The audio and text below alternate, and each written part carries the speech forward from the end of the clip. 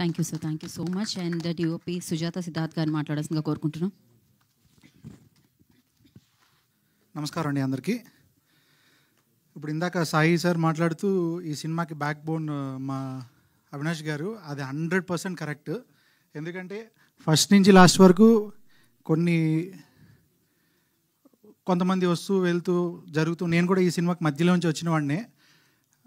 సగం సినిమా వేరే వాళ్ళు షూట్ చేస్తే నన్ను మధ్యలో పిలిచారు, చూశాను.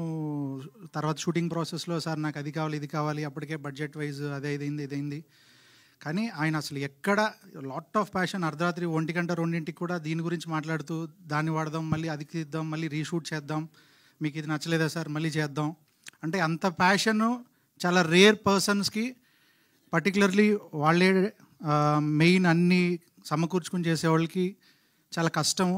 ఆయన డెసిషన్ తీసుకుంటూ దానికి శాంతన్ గారు కూడా సపోర్ట్ చేస్తూ, సో హ్యాపీ సార్ ఈ సినిమా నాకు వచ్చినందుకు, చేసినందుకు. అండ్ నాకు చోటా సార్ ఇది రావడానికి కృషి చేశారు. సో హ్యాపీ సార్, మీరు నాకు ఈ సినిమా సజెస్ట్ చేసినందుకు very happy and so happy to work with you sir. Yeah, thank you. Thank you Siddharth గారు, thank you so much. And నా నిజంగా అన్బిలీవబుల్గా ఉందన్నమాట.